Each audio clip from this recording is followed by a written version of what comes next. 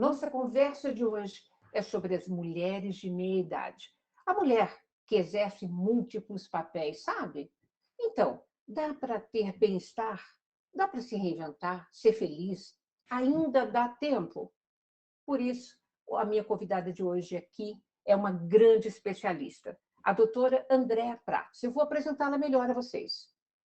A doutora Andréa Prats é médica geriatra, gerontóloga pelo Instituto de Geriatria e Gerontologia da PUC, do Rio Grande do Sul, mestre em promoção de saúde pela Universidade de Londres, e ela é especialista e consultora em envelhecimento, especialmente nas temáticas que envolvem a longevidade feminina. Super bem-vinda, doutora Andréa.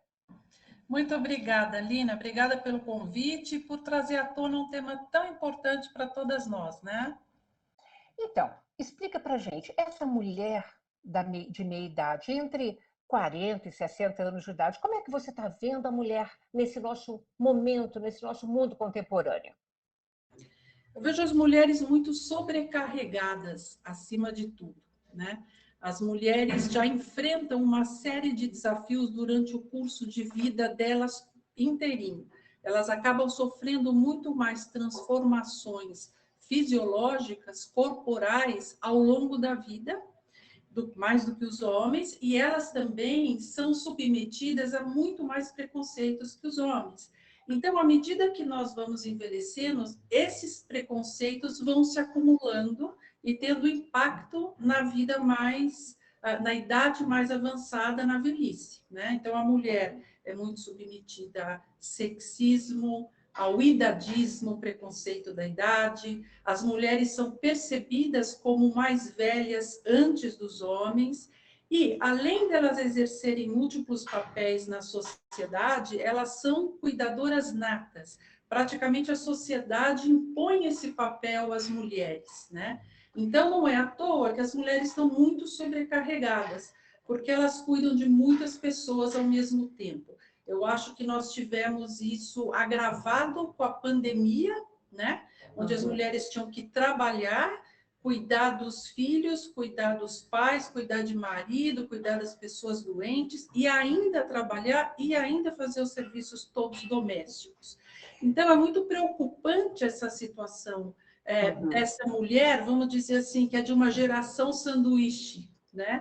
Porque ela está entre a fase adulta e a velhice propriamente dita.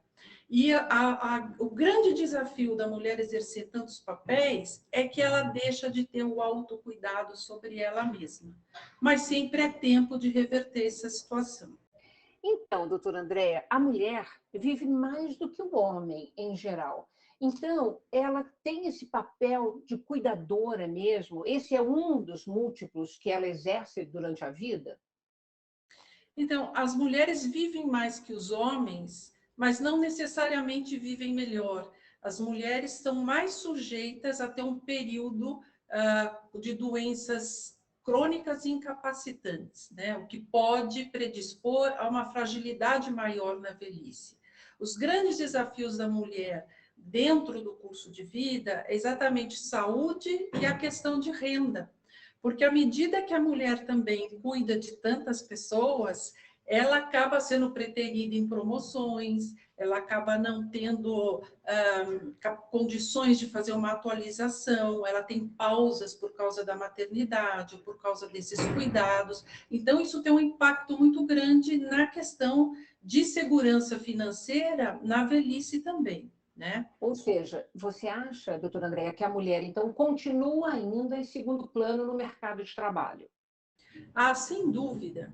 Isso, sem dúvida. Eu acho que já existem outras políticas, acho que é uma geração de mulheres maduras realmente tentando mudar isso. Eu acho que essa é a grande força das mulheres. Porque, assim, nunca tivemos uma geração de mulheres de meia idade tão capacitadas como nós temos hoje. E eu acho que essas mulheres estão propondo uma verdadeira revolução. Elas estão realmente questionando esses padrões de envelhecimento, essas normas que são impostas para a sociedade, esse rigor que existe, vamos dizer, de um senso comum, principalmente numa sociedade patriarcal, da mulher manter sempre a beleza e a juventude. A gente vê movimentos muito importantes sobre isso, inclusive nas redes sociais. Por exemplo, a questão dos cabelos brancos, né? Todo mundo questionando isso, por que que tem que pintar os cabelos? Então, tem muitas pessoas aderindo a exatamente ganhando liberdade e aderindo a um padrão de envelhecimento também muito individualizado. A gente sabe que existe uma diversidade enorme, né, no envelhecimento e acontece da mesma forma com as mulheres. O que eu acho que é importante a gente pensar é nesse período em que ocorre a menopausa, não é, Lina? Porque é exatamente nessa faixa etária que você mencionou, a média em que ocorre a menopausa, que é um marco muito importante na vida da mulher. Então, a mulher, dentro do curso de vida, ela precisa ter uma atenção especial em alguns períodos, e a menopausa é um deles, né? Que é realmente desafiador. Ou seja, por volta aí dos 50 anos, mais ou menos, ocorre essa menopausa nesse período do climatério da mulher e muita coisa realmente organicamente muda, né, no corpo da mulher. E esse sentimento de menos-valia que muitas mulheres ainda têm, porque acaba a fase reprodutiva. Como lidar com isso? Na verdade, a gente tem que ver esse período como um ganho. Bom, eu acho que existe essa situação de menos-valia que você falou com relação à capacidade produtiva da mulher, que é interrompida com a menopausa, também é mais uma imposição social, né? Porque as mulheres sempre tiveram esse papel de reprodução, né, da espécie, ou nas sociedades mais antigas elas eram até descartadas depois que passavam por esse período, né? O que ocorre é assim, é bastante desafiador esse período, não para todas as mulheres, porque muitas passam por esse climatério sem nenhum sintoma. Outros têm sintomas muito intensos que prejudicam a sua vida pessoal e sua vida profissional. Tem uns estudos recentes de um ano, mais ou menos, muito interessante, mostrando o impacto que a menopausa tem na força de trabalho.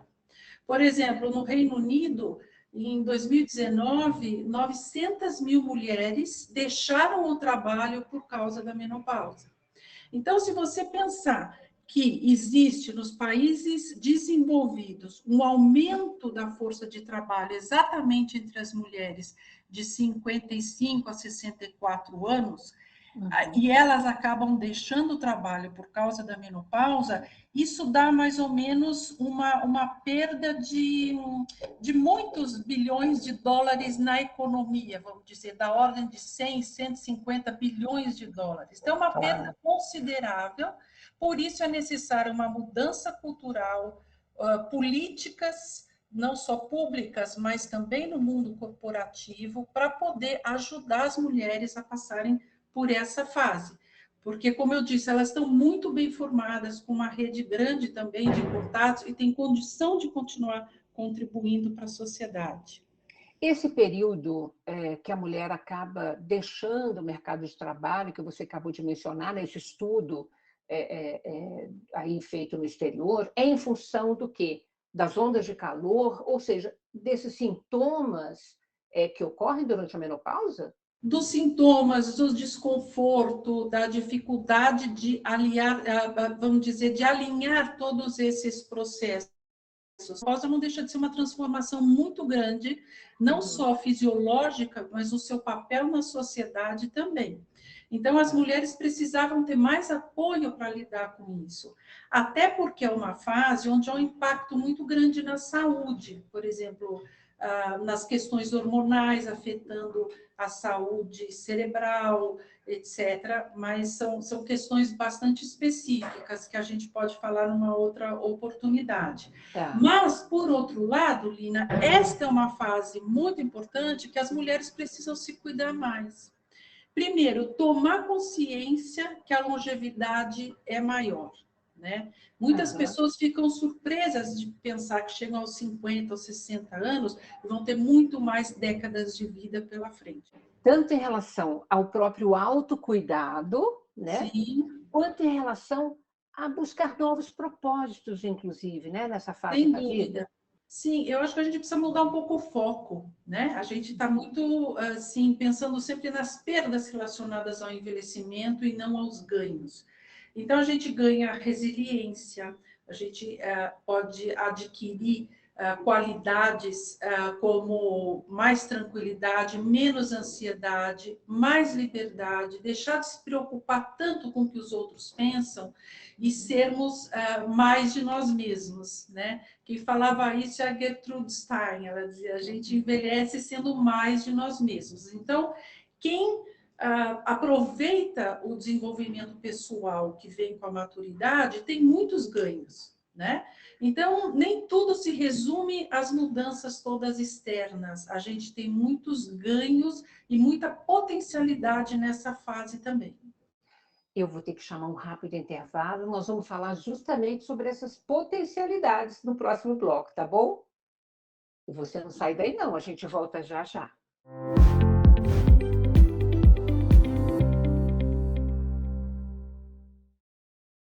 Caso você queira enviar perguntas ou sugestões, é só apontar o seu celular no QR Code que está aparecendo aí na sua tela.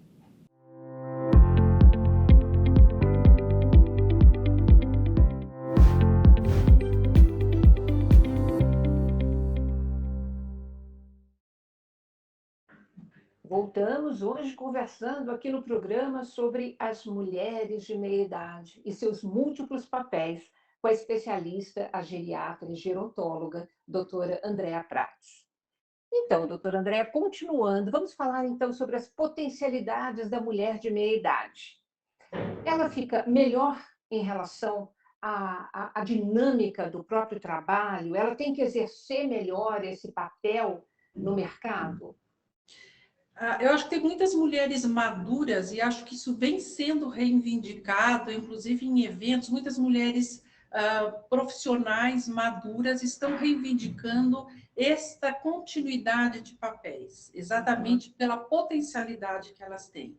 Então, eu acredito que assim existe tanto essa questão de mercado de trabalho, como existem as questões pessoais. Também é hora de nós nos alinharmos com alguns propósitos nossos, né? Então, você tem realmente essa questão toda de trabalho, a questão familiar, mas você realmente pensar e planejar como você quer viver a sua velhice, onde, com quem, como, de que forma se preparar para chegar até lá. É uma fase fundamental para você, por exemplo, adquirir hábitos mais saudáveis, que Uhum. vão ter um impacto na sua saúde física, na sua função cognitiva. Já que vamos viver mais, a gente precisa viver na melhor qualidade de vida possível, né? Então, essa é uma fase em que a gente vai tomar muito conhecimento sobre o processo de envelhecimento para saber o que vem pela frente e como se adaptar a essas mudanças, né? Uhum. As mudanças não são só físicas, elas são sociais também. Claro. Você mencionou agora há pouco, tipo assim, inclusive com quem ela quer viver esse novo período da vida. A mulher, hoje, depois dos 40, 50, 60 anos de idade, ela pode manter e viver plenamente a sua própria sexualidade. Porque a mulher hoje, ela namora, ela casa, ela descasa, né? Quer dizer, ela pode exercer isso? Ou ainda a sociedade vê com olhos meio estranhando essa questão? Ah, que ótimo você ter mencionado isso, Lina, porque a sexualidade das pessoas mais velhas ainda é um tabu, principalmente para as mulheres, porque elas deixaram da fase reprodutiva, né? Então, as pessoas imaginam que as mulheres são absolutamente assexuadas e que não exercem a sua sexualidade depois da menopausa. Então, nada mais errado do que isso. As mulheres, inclusive, têm mais liberdade para ter uma vida sexual ativa, né? Claro que tomando todos os cuidados, mas a gente não pode nunca se deixar levar por esses papéis que a sociedade tenta nos impor. né? Uma questão importante exatamente é essa. Como não se pensa na sexualidade das mulheres, elas são maduras, elas são sempre preteridas em programas educacionais, de orientação sobre a sexualidade, da transmissão de doenças sexualmente transmissíveis. Isso ocorreu durante muito tempo, até que o índice de AIDS começou a subir nas mulheres acima de 50. Aí as pessoas também começaram a notar que essas pessoas, as mulheres maduras, também têm uma vida sexual. Elas precisam ser incluídas em todas essas questões. Há muita vida depois dos 50, né? A verdade, ai, que coisa boa isso! há muita vida. Aliás, você sabe que assim, eu queria uma dica sua para a mulher que ela já cuidou de filhos, os filhos cresceram. Cuidou do marido, cuidou dos pais. E, de repente, essa mulher, aos 60, ela se vê sozinha e perdida. Dá tempo de resgatar sonhos. Eu queria uma dica sua para essa mulher nesse momento tão especial da vida dela. Se há uma vantagem que a mulher tem no seu processo de envelhecimento, são as conexões sociais. Os homens, eles são mais reservados e eles têm a maioria dos seus relacionamentos focados no trabalho, são relações de trabalho. Ao mesmo tempo que a menopausa é um marco na vida da mulher, a aposentadoria na do homem. Tem homens que o crachá é como se fosse a identidade deles, né, de onde eles trabalharam. A mulher não, ela tem uma versatilidade maior. Então, ela tem facilidade de conexões sociais. Pode reparar que, às vezes, quem estabelece as conexões sociais da própria família são as mulheres. Então, tanto com familiares, com amigos, é hora de resgatar também amizades, reencontrar outras, fazer novas amizades em novos círculos. Não há nada melhor do que aprender, né? A gente tem muita coisa para aprender na vida e a partir dos 40, 50 anos tem muito mais. Então, você se engajar em programas, em grupos, em universidades da maturidade, é uma potência. As pessoas querem muito, são ávidas por informação, por novos conhecimentos, e isso é sempre muito bom. Então, eu acho que a mulher precisa muito investir nisso, porque aí ela está numa fase em que ela tem liberdade de fazer o que ela gosta, né? E conhecer mais sobre o que ela gosta, fazer novos projetos. É uma fase muito rica nesse sentido também. E que ela está muito mais preparada, inclusive, né? Sim, sim, sem dúvida, sem dúvida.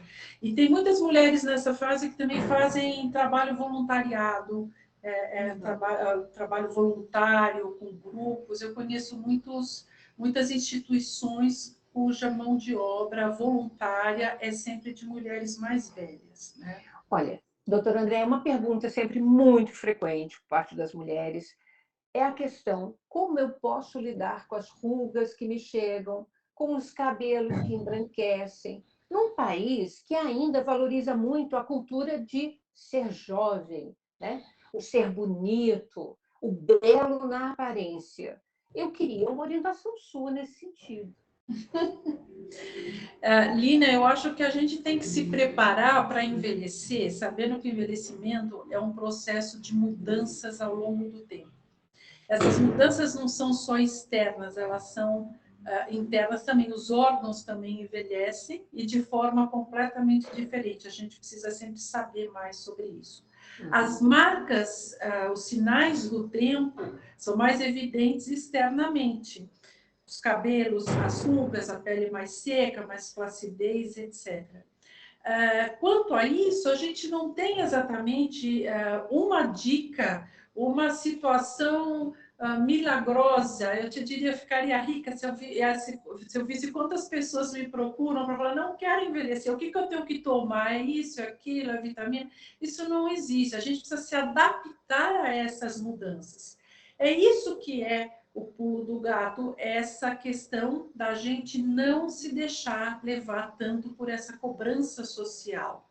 E eu acho que há uma geração de mulheres muito influentes na mídia, falando sobre isso, como não é tão importante essa questão toda externa. Se você pensar, desde a pandemia, a gente teve muita mudança sobre isso. Quantas mulheres aderiram aos cabelos brancos, né? Estão assumindo o seu envelhecimento de uma forma natural.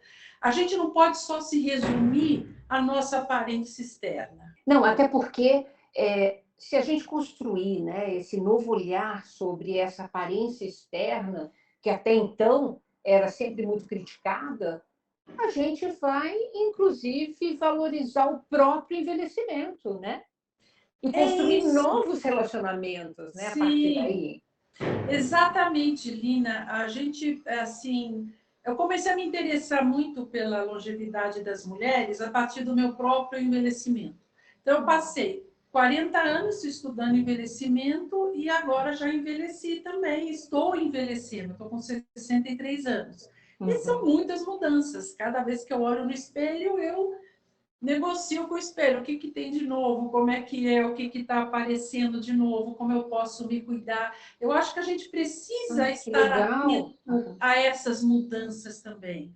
E tem muita coisa que as mulheres envelhecem de forma diferente que os homens. Por isso que eu me interessei tanto por esse tema. E a cobrança social em relação ao envelhecimento é enorme sobre a mulher, né? A valorização da juventude é gigante. Mas o que, que acontece, Lina? Olha que interessante. Desde quando a juventude começou a ser valorizada? Lá pelos anos 70. Por quê? Depois do baby boom, que teve o nascimento no pós-guerra, essa população toda de crianças começou a envelhecer e virou uma população enorme de jovens. Se criou um mercado específico para jovens, né? Então, as pessoas todas tinham essa desejo, essa aspiração ou de permanecer jovens ou de se tornar jovens. E isso veio sendo construído ao longo das décadas. Só que agora, tanto esses baby boomers, eles envelheceram, eles estão todos agora, a partir dos 60, 70 anos, e você vê, olha que interessante, lembra de Woodstock? Festivais de rock, toda essa geração foi marcada por mudanças muito intensas. E hoje você vê os Rolling Stones no palco, você vê o Paul McCartney com 80 anos fazendo show. São pessoas que continuaram fazendo o que eles faziam antes, não é? Eles estão mudando, eles não, nós estamos mudando os padrões de velhice também, né? Mas, assim, eu estou te falando isso, dessa questão que as pessoas estão envelhecendo, que é um contingente tão grande de pessoas acima dos 60 anos agora, que está se formando um novo nicho de mercado para essas pessoas que eram os jovens de antigamente. Agora eles estão mais velhos. Isso é muito importante. Com relação à questão de mercado, queria lembrar a situação da Isabella Rossellini, que ela era modelo da Lancôme. E ela, Lancôme é a indústria de cosméticos, e ela era um posto da Lancôme. Quando ela ficou mais velha, aos 42 anos, ela foi demitida, porque as pessoas não queriam mais vê-la como o modelo, a cara da Lancôme, sendo que ela estava envelhecendo. Passaram-se 2 décadas, a Lancôme assumiu a presidência da Lancôme uma mulher, e ela o que fez? Resgatou a Isabella Rossellini com 63 anos. E ela voltou a ser o rosto da Lancôme, agora ela já está com 70 anos. E ela tem uma beleza totalmente natural, porque durante esse período em que ela ficou fora, é isso que eu acho que é uma lição importante. O que ela fez? Ela ficou deprimida porque foi despedida, porque não estava mais jovem? Não, ela foi ser atriz, ela fez um mestrado sobre comportamento animal, ela foi oradora da turma dela, ela tem uma fazenda de orgânicos, e aí, entre tantas coisas, ela voltou a ser modelo da Lancôme com 70 anos atualmente.